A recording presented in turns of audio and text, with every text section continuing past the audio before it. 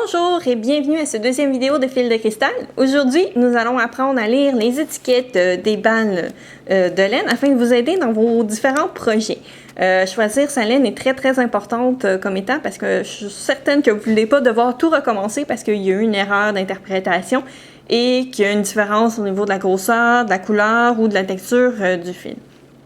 Donc, c'est très important de pouvoir bien lire les étiquettes. Bon, bien entendu, en dehors de la marque, des différentes catégories, les types de couleurs. Donc, souvent, il va y avoir des patrons qui vont être à l'intérieur. Donc, c'est différentes informations qui sont quand même intéressantes, mais c'est pas les primordiales. Et vraiment, les primordiales sont souvent celles qu'on retrouve le moins sur le dessus.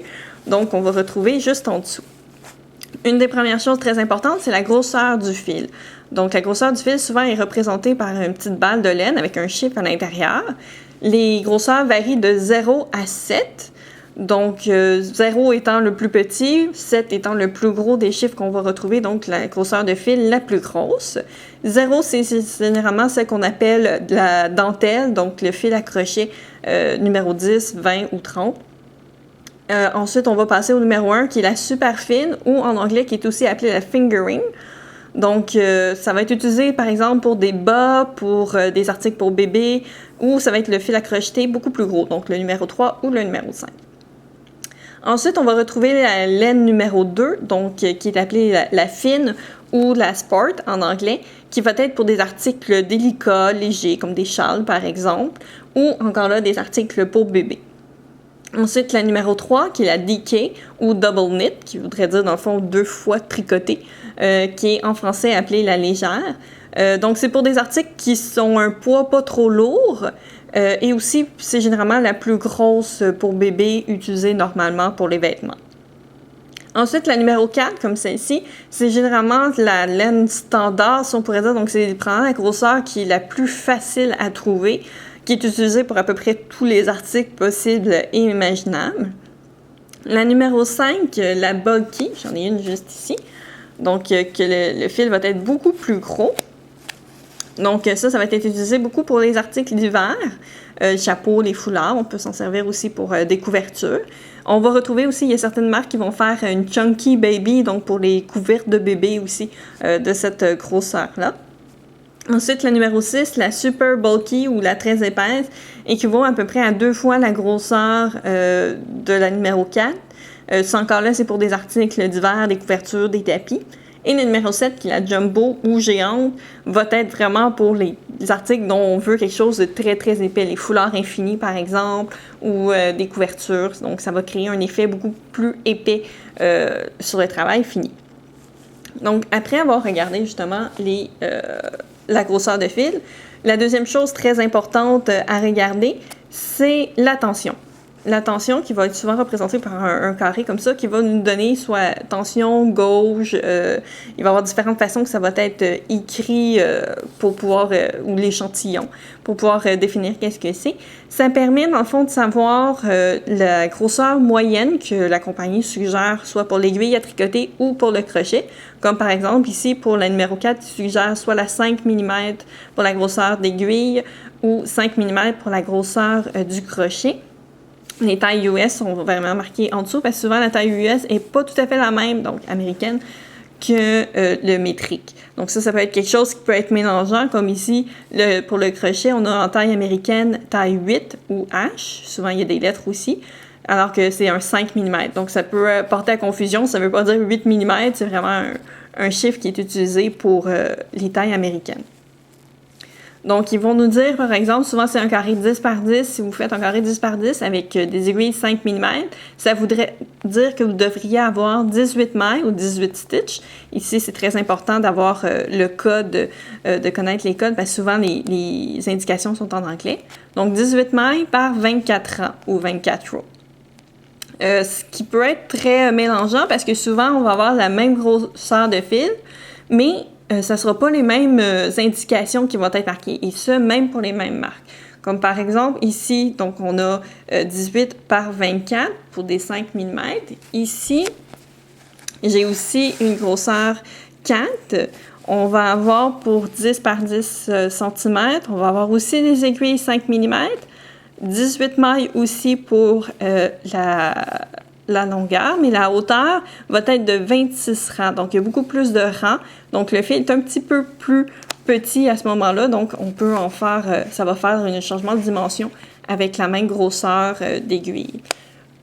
On peut avoir aussi, à l'inverse, ici, on n'a pas de carré qui nous indique et on a uniquement pour la longueur, on n'a pas pour la hauteur. Donc, pour 10 cm ou 4 pouces de long, sur des aiguilles 4 mm et demi, donc un peu plus petit que l'autre, on va avoir 18 mailles de long. Donc, pour des aiguilles plus petites, on a le même nombre de mailles, donc ça veut dire que la laine est beaucoup plus épaisse à ce moment-là. Donc ça, c'est un exemple. Vous allez retrouver ça sur à peu près toutes les balles, que ce soit par écrit, que ce soit avec un petit symbole, comme ici aussi, on a un petit symbole avec l'aiguille. On va avoir ici pour l'exemple avec les aiguilles à tricoter, mais on va avoir à côté la grosseur du crochet qui suggère 8 mm pour celui-ci qui est la grosseur numéro 5. Donc, toutes les balles, on va retrouver ça d'indiqué dessus. Ensuite, ce qui va en dehors des suggestions de crochet, on va avoir aussi les indications de lavage. C'est les mêmes symboles que vous allez retrouver sur vos vêtements. Donc, si vous ne savez pas lire les symboles sur vos vêtements, je vous suggère fortement de les apprendre parce que c'est très, très pratique. Certaines vont indiquer également en dessous, comme par exemple lavable et séchable à la machine. La majorité des fils acryliques, c'est le cas. Donc, si vous voulez un projet qui soit facile pour laver, je vous suggère fortement de prendre la laine acrylique. Si, par exemple, vous voulez quelque chose qui est fait à base de vraie laine, donc de vraies fibres, il y a des chances à ce moment-là que ça rapetisse ou que ça étire. Donc, c'est bien important de lire les indications. Comme ici, on peut laver et sécher la machine à température moyenne sans problème.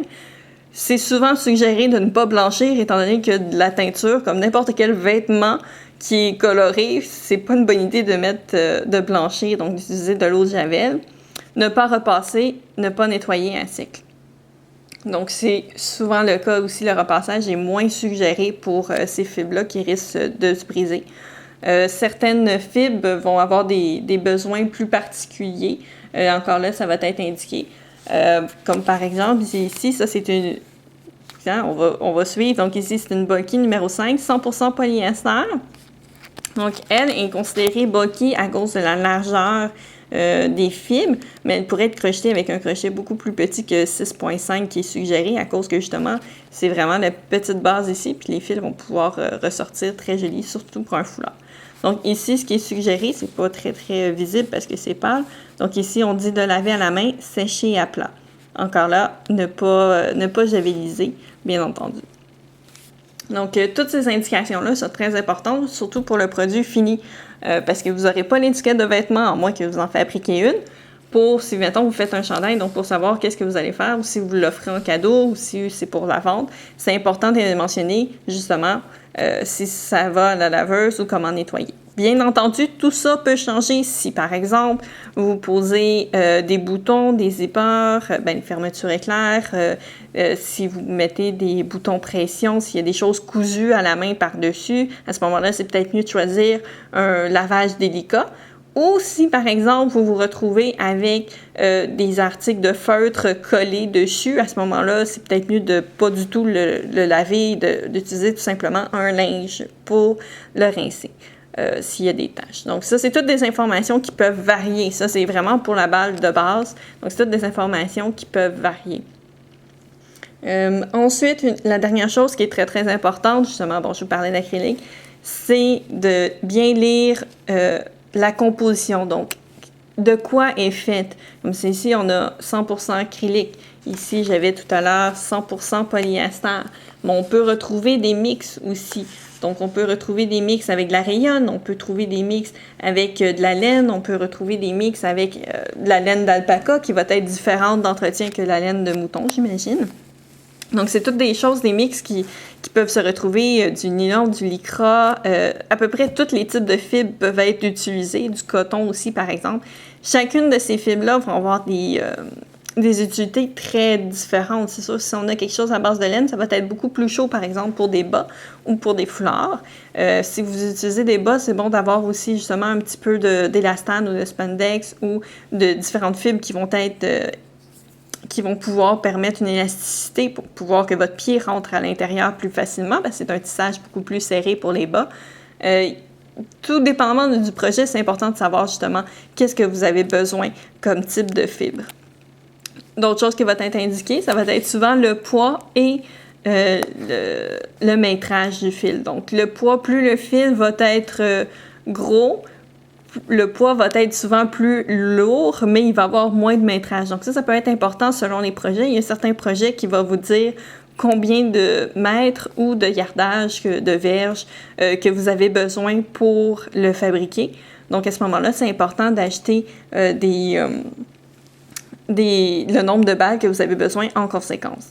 Parce que une des dernières choses qui est importante, c'est de regarder au niveau de la couleur. Certaines couleurs vont avoir des lots de teinture. Comme par exemple, ici, ça va être indiqué « pas de lot de teinture ». Donc, à ce moment-là, vous pouvez tout simplement reprendre le code que vous avez, donc le nom avec le code de couleur de la compagnie, puis vous n'aurez pas de problème. Par contre, dans certains cas, vous allez avoir des numéros de lot qui vont être indiqués, par exemple, souvent ils vont être imprimés par-dessus, donc étampés sur l'étiquette. Donc, c'est très important que si, mettons, vous en manquez, d'aller rechercher exactement la même couleur de l'eau de teinture, parce que ça voudra dire que la compagnie n'a pas une teinture standard, donc la teinture peut être refaite à chaque fois, donc vous pouvez avoir des différences de couleurs. Ce qui peut être très frustrant à ce moment-là dans votre projet si vous vous retrouvez avec, mettons, un chandail qu'en plein milieu, la couleur n'est pas tout à fait exacte, il y a une demi-teinte de différence. Peut-être que ça ne paraîtra pas à l'œil nu, mais peut-être qu'à la longue, avec le lavage, ça va faire des différences. Donc, ça peut être quelque chose d'extrêmement frustrant de ne pas avoir exactement le même lot. Donc, finalement, une dernière chose, dans le fil à crochet, je vous parlais tout à l'heure des grosseurs de fil à crochet. On retrouve les mêmes indications que pour toute autre balle, mais on va avoir une autre type de grosseur. Donc, la grosseur 10, comme par exemple ici, comme je vous disais tout à l'heure pour la grosseur dentelle. À l'inverse, contrairement à ce chiffre qui, plus le chiffre est gros, plus la laine est grosse, le grosseur de crochet, plus le chiffre est gros, plus le fil est petit. Donc, il y a 5 grosseurs de fil de crochet qui existent, le 3, le 5, le 10, le 20 et le 30. Donc, le 30 est la grosseur de fil à crochet la plus petite qui existe. Donc, si vous commencez avec le crochet puis que vous voulez quelque chose plus le style dentelle, ça peut être bien de commencer avec le 10 en premier parce que peut-être que le 20 ou le 30, vous allez avoir énormément de difficultés étant donné que c'est très, très petit et très, très serré. Donc, encore là, comme on peut revoir, on a la grosseur de crochet, on va avoir la grosseur de la laine, les indications de nettoyage, et ici, il va être indiqué aussi pour en lettres, si vous n'êtes pas trop habitué avec les symboles, et vous allez avoir encore la couleur, la code de couleur, et toutes les autres indications qui peuvent être importantes. Donc, c'est ce qui conclut cette vidéo sur la grosseur de fil et sur toutes les étiquettes, tout ce que vous pouvez trouver comme information. Nous allons commencer bientôt vraiment le cœur du sujet. Je sens que vous êtes déjà impatients. Donc, les prochaines vidéos vont tranquillement commencer sur comment crocheter différents projets tranquillement pas vite. Donc, en commençant par la base. Donc, la prochaine vidéo qui va suivre va être sur comment débuter, donc comment faire la maille chaînée et comment faire le cercle magique. Donc, en attendant, je vous souhaite une excellente fin de journée et on se revoit dans 2 semaines.